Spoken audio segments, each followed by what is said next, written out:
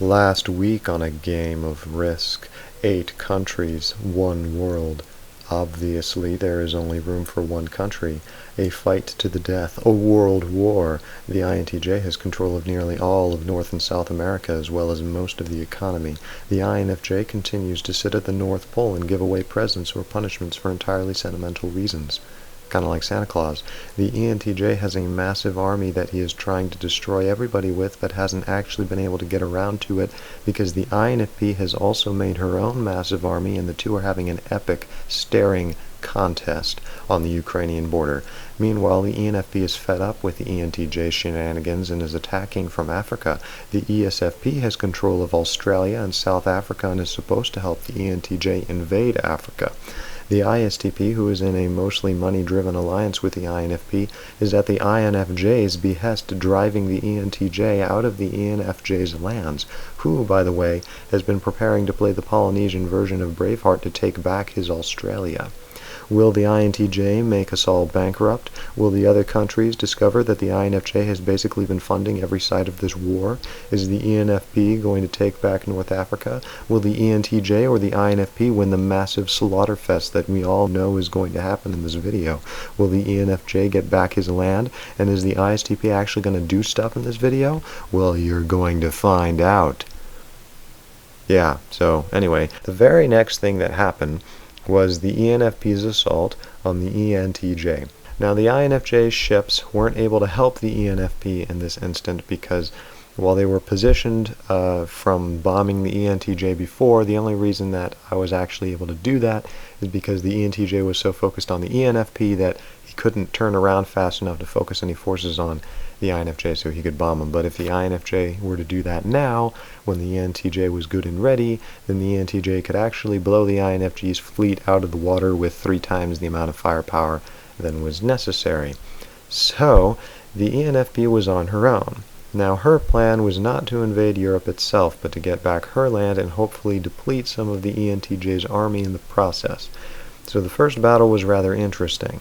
The Enfp, knowing she was taking on a formidable enemy, wanted to be clever. She wanted to find some chink in the armor that her weaker forces could exploit. Now, I can't honestly remember what the details were of her strategy, but what I do remember is it reflected a few parts of the Enfp personality. Now, the Enfp demonstrates tertiary extroverted thinking. So like the Esfp and the Entjs and the Infp as well, she thought in terms of using her resources as tools for an end, rather than the Nfjs and the Istp, who tended to want to conform to a set of rules or try to speak a new language, as it were. What they wanted to do was they wanted to win on the game's own terms. They wanted to understand it as a system. But the others wanted to use it for their own ends, like I just said. So now, the main difference that came into play between the Enfp and the Entj was the Enfp's extroverted intuition. As I mentioned before, the Enfp had a bit more difficulty committing to one unified vision of what she should be doing, as the Entj does, putting his money in an overwhelm strategy combined with paying off the Esfp. So he had a set strategy that he had committed to, and he was developing on that. But the Enfp's natural joy was in not just seeing one strategy and delving into that, but exploring all of the other possible strategies and figuring out where each one of them might lead into the close future. And that made it more difficult for her to really commit to one strategy, because she would always worry if she had picked the right one, because she could see all of them and where they might lead. So in other situations, that might have been a great advantage, being able to see them all, but unfortunately here it was more of a hindrance. It required a lot of momentum in the game to buy up units and then set them on their course to go to war. It was more of an introverted, intuitive, oriented in that sense, that you had to pick and commit to a strategy and then carry it all the way out to the end. And this wasn't ideal, at least for the Enfp, for how she preferred to look at things, needing more wiggle room to adapt. Now, I can't remember the exact details of what happened in the battles, but the gist of them was this. She committed to a clever strategy. It was a clever strategy involving her barraging the Entj's forces from a distance with all of her specialized unique artillery that she had gotten, and using that to lure the Entj's forces into a frontal engagement, but then they would stay still so that she could use transportation to send 2 armies to flank and basically sweep over and enclose the Entj and then beat the snot out of him. So it did start working, but the Entj did figure out what her flanking plan was before she had intended him to, and was able to prepare his own forces to meet them. So I personally think that she still had an advantage and she could have carried it out, but she was anxious enough about whether she had chosen the best plan, and she kind of panicked and tried switching to one of her other strategies. I can't remember what it was, and we didn't really get to see it because her sudden faltering allowed the Entj to slaughter a number of her forces, and she ended up just retreating. At least for now, she wanted to retreat so she could figure out a new plan, regroup, figure out how to do this. But in that time, the Entj formed a rather ugly-looking blockade of tanks and artillery to discourage further attacks. He didn't want to have to deal with her right now. It was about then that the Esfp decided to attack the Enfp from South Africa, as said Enfp's forces were currently all focused on the northern front, so he had an advantage. That prompted a scuffle down in the south, which at first looked like the Esfp's forces were plowing through an army of the Enfp's paper soldiers.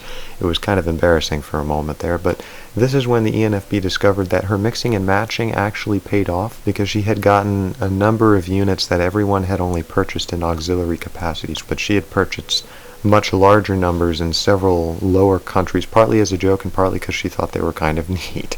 So it wasn't that these units were more powerful, but none of us were used to them yet because we hadn't really encountered them in such huge numbers. And strangely enough, that provided enough of a nuisance for the Esfp. He was thrown off by that. So he hit them, and then there was actually a stopping and a reevaluation of what he was going to do, and that gave the Enfp time to send her units down and to stop him. And so she was, basically the Enfp survived by means of randomness. Now, the Istp succeeded in driving the Entj out of the Enfj's islands, so the borders changed there. The battle was rather vicious, as they actually made formidable opponents for each other. The Entj's isolated naval fleet did end up decimated by the Istp. And one thing of interest from this little event was that the Istp was very focused on this one battle. The Istp, while she did have a vision of how she was going to get a hold of the game and end up hopefully winning, she was still more focused on winning back the Enfj's land to make good on the Enfj's deal and then get into actually do stuff for once.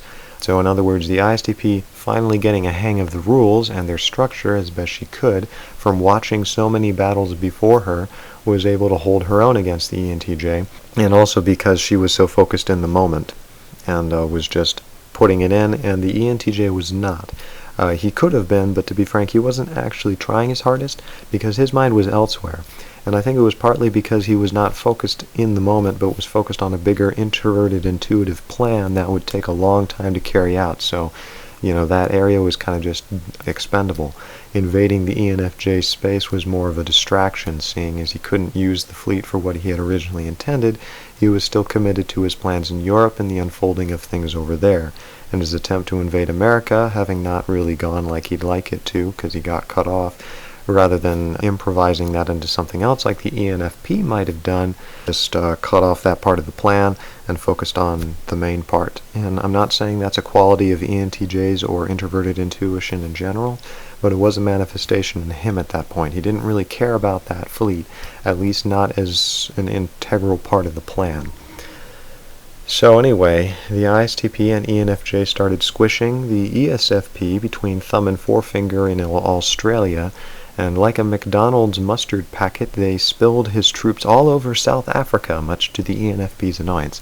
The Esfp was quickly figuring out how to work with the unexpected units over there, and he was starting to chew up. Now, that's when the Infj sent that one little fleet down in the Atlantic. He sent it from over there down to the Enfj, put it under his command. And this was less than a veiled strategic maneuver to discourage the Istp from breaking on the deal and taking all of Australia for herself and leaving the Enfj on New Zealand. However, because the ships were being rented out to the Enfj, if you will, it was so that the Infj could get a needed boost of money to construct his own massive block of units. This is kind of all the rage now. But in this case, it was entirely naval. I made this giant navy, and I docked it in Alaska, and it just kind of sat there for a while actually, but I do end up using it, and it sure looked really nice and threatening. I was very proud of myself. Then the Entj and Infp continued to breathe in each other's faces, as it were, but they were also just sort of sitting there, and the Enfj did get back his original land and was quite happy about that, being in Australia. And that's when the Entj did something very much unexpected. Just as the Esfp was beginning to make some headway out of South Africa, the Entj sent that little fleet down beneath South America and attacked the Esfp, who was now weakened and in serious need of money, and was wondering why the Entj didn't also attack from the north like he said he was going to. Betrayal, drama bomb. Speaking of money, by the way, I was no longer one of the two richest people on the board, sad face. Now there was exactly one rich person on the board, and it was the Intj, and we all knew full well he had gotten complete control of the economy, and we had basically just let that happen right under our noses. And this became frighteningly clear when we realized not one of us had enough funds left to actually pay the Intj in full if we landed on one of his hotel traps. So we realized, oh, this game might end quicker than we thought. It doesn't, by the way, but that's what we thought at the time. Specifically, we realized this danger in full force when the Infp landed on such a trap and realized it would actually bankrupt her in one fell swoop.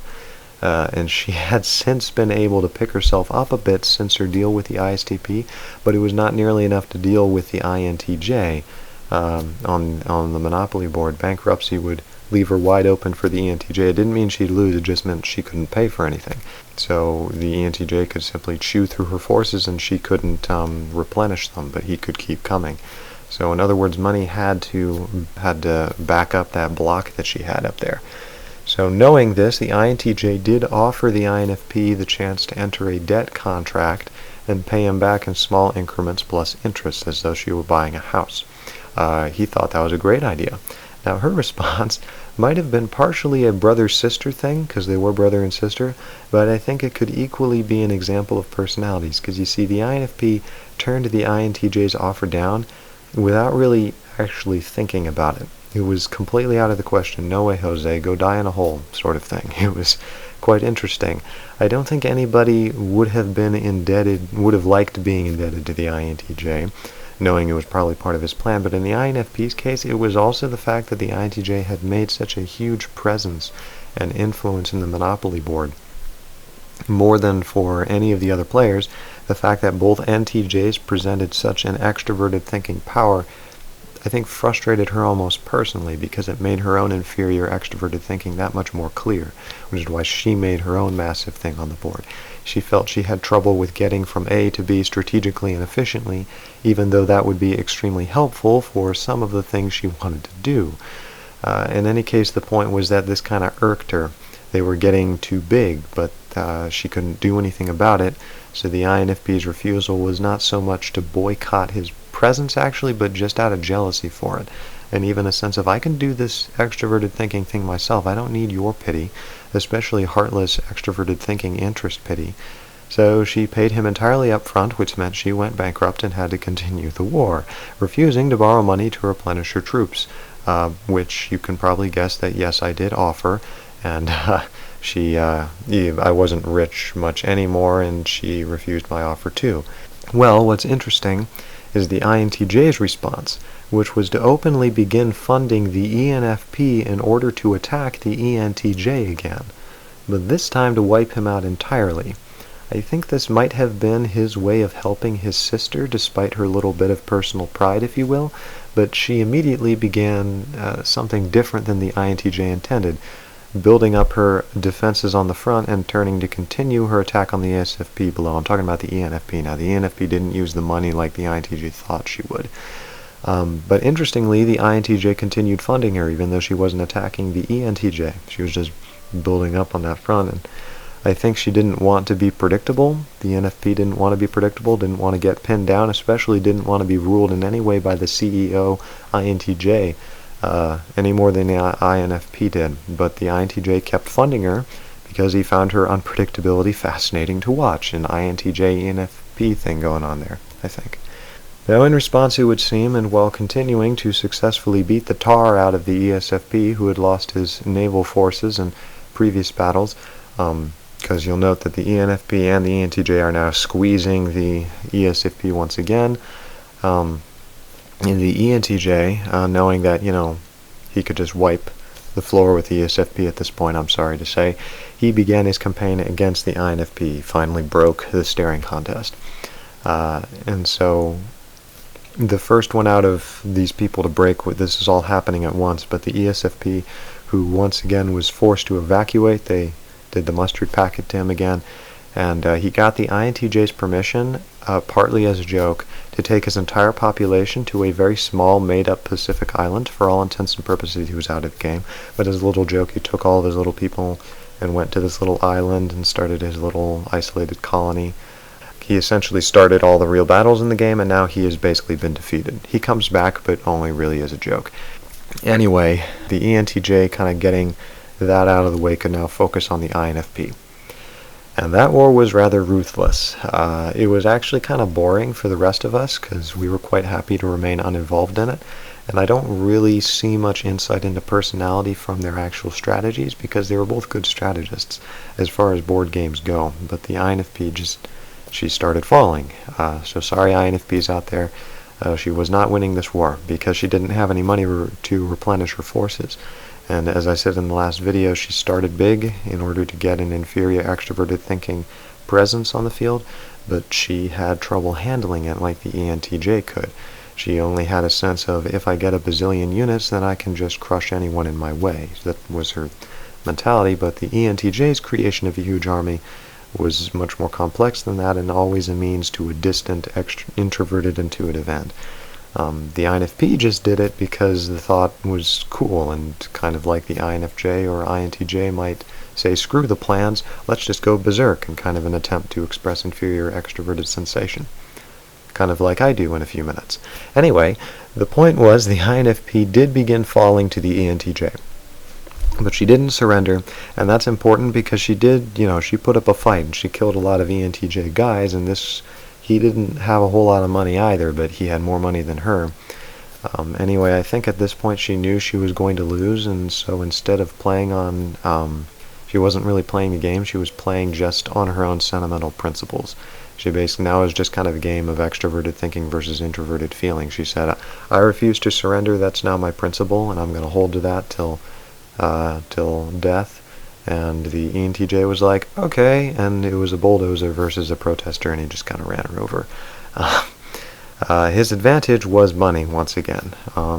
Where did he get the money, you ask? When the INTJ had a death grip on the economy, which, by the way, now had the ENFJ paying tribute to the Americas in order to escape bankruptcy. Well, the reason that the ENTJ could keep on funding this war, he had an intriguing strategy represented by those little red lines there, because it's kind of complicated and I didn't feel like drawing it.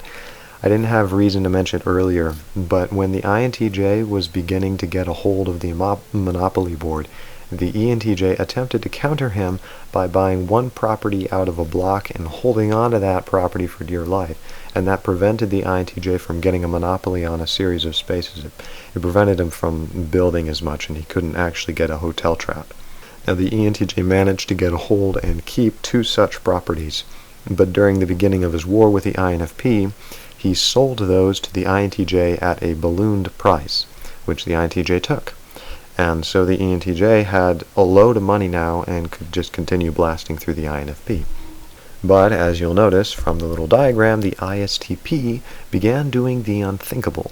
She attacked the INTJ. Gasp! So let me explain why this was. You see, she saw the tsunami of ENTJ-ness coming straight for her, which was essentially enabled by the INTJ, so she decided something had to be done, and that something was breaking her now useless alliance with the poor, bankrupt INFP and sending her own ships across the Pacific to prompt some kind of intervention from the INTJ. The INTJ refused, and the Istp attempted an invasion by bombing the California coast. Meanwhile, the ENTJ got an official grip on that significant chunk of the INFP's land. He stopped in order to regroup and replenish his units to start, the second attack. So he didn't wear himself out too thin too quickly and fall prey to complete bankruptcy from from the even more dangerous economy he had basically just sold to the Intj. Now that's when something particularly interesting happened.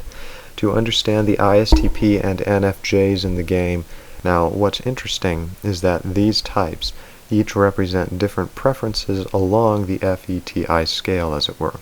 So what I'm talking about is the ENFJ is on one end, preferring FE at the expense of TI.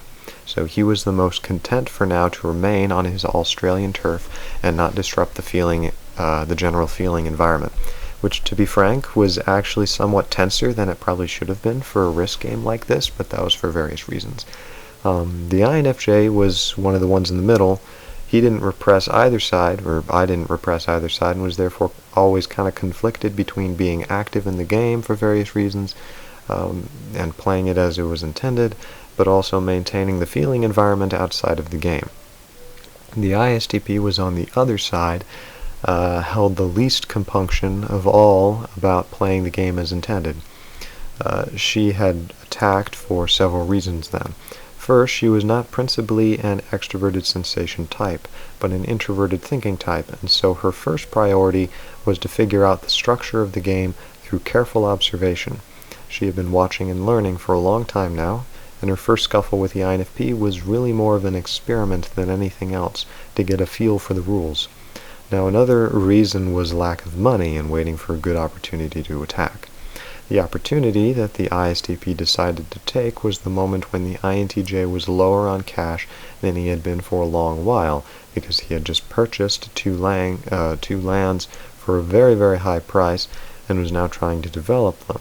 So she was now confident enough in the structure of the rules, having watched the rest of us all game, that she could at least make it more with the INTJ before the ENTJ got to her. And she fought well, but she was rather unexpectedly interrupted. The INFJ, yours truly, sort of lost it, in a good way, not in a bad way, because I was tired of playing Peacemaker and seeing the ISTP lands left somewhat open now that her fleet was gone. The INFJ declared that nobody attacks the INTJ like that, and that was my excuse for sending literally my entire Alaskan fleet to the Northeast Asian coast, and then began bombarding the living guts out of it. This prompted the INTJ to go on full offensive once again, taking advantage of the distraction, and he barreled against the ISTP and blasted her back. So, rather like with the Esfp, he made war effectively, knowing the rules better than anyone, and next thing you know, the territories were split like so on the map. Now, the interesting thing about this sudden attack was primarily on the side of yours truly, the INFJ, as I can testify that this was really something of a blunder for me, because by the end of it, by the way, I lost the entire fleet, and I really only had a third of all of the troops that I'd started with at the beginning. So I was now wide open. I was just easy pickings if anybody wanted Greenland. This was clearly not meant to be a strategic maneuver on my part, and I know this from my own experience, that this was actually my inferior extroverted sensation, that I chose to do this. The two forces tugging at me most of the game were the detached observation of introverted intuition and the inferior and primitive extroverted sensation's desire to directly apprehend the game, to really feel the game, to taste it, to give up plans and just be able to navigate things in real time like General Patton or something. That's kind of what I wanted and dreamed of being able to do. And it was fun doing it, though not particularly successful in my case. Extroverted sensation dominants are able to strategize while doing that at the same time. I'm not able to do that as well, so it didn't go very well. It was basically just me kind of running in wild abandon and literally throwing my troops at her without any strategy at all and just blowing stuff up. And I only really won because she kind of retreated and I had more firepower and they all died. So the INTJ did not succumb to this kind of dramatic extroverted sensation. Well, okay, maybe he did a little bit, but mine was like wild abandon, and this encouraged him to at least be more offensive, and so he actually began his plan to try to just conquer the world in one fell swoop. And he was still determined to actually win, but to be honest, I was starting to get tired, and I knew I would have to end the game soon anyway for scheduling reasons, so I was just like, what the hey, and started blowing stuff up. I did not anticipate, however, the effects of my little takeover were actually quite significant, because the ISTP lost more of her army than I did actually after the assault, because she got attacked by 2 people, and there was no financial way for her to recover, so she was kind of dead in the water. Meanwhile, the Enfj was hardly in any position to fight or really do anything. He was still trying to recover his troops from having to spend all his time in New Zealand.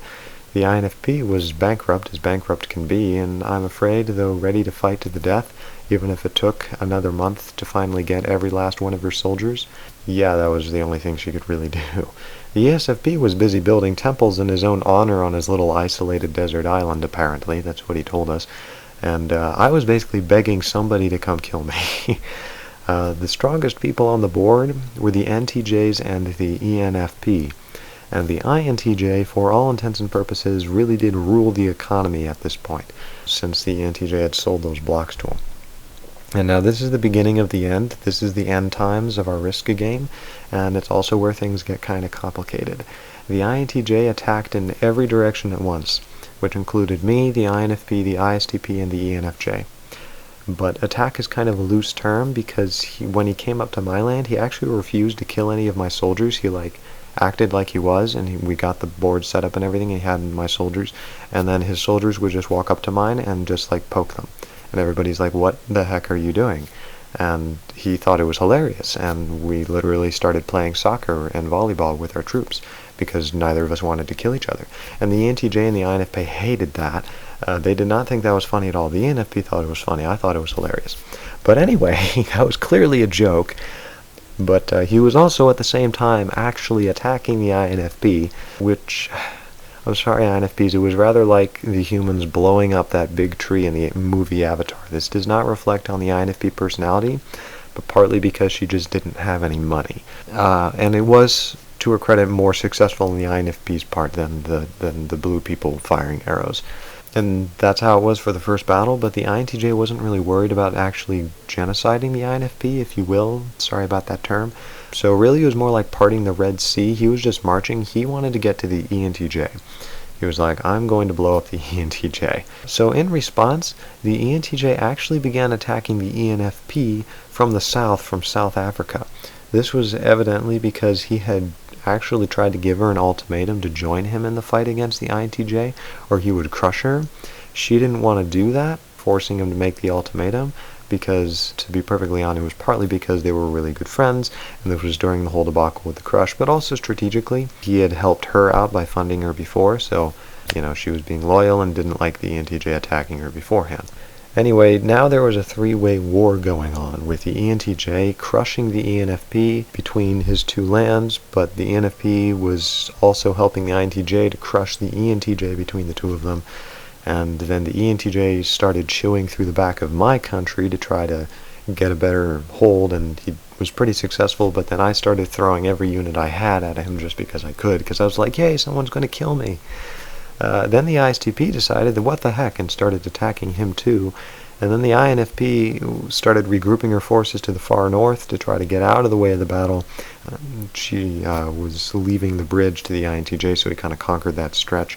By the way, for no reason literally at all, the Esfp ended up sending his entire population from his little island to take back Australia, and the Enfp crushed him like a bug. And that was actually the final battle right there, by the way. And I can't remember all the specifics. There wasn't much to do with personality, but the Intj won, as you might have guessed. He had control of the money, and everybody basically accepted that they were all dead in the water without him bailing them out. I mean, mainly we were all killed by bankruptcy. And they all fought long and hard. The Intj especially fought long and hard, but it really wasn't a matter of strategy at this point, but money. And I think that might have been one of the weaknesses in the game. The Intj managed to get control. We just let it slip under our nose. But that was the game of Risk. I hope it wasn't anticlimactic in any way. I did it because I thought it'd be entertaining, and I thought maybe there'd be some interesting insights to be gleaned. Thanks for watching, and if you have any questions, feel free to ask me in the comments below. I'll do my best to answer, so thank you.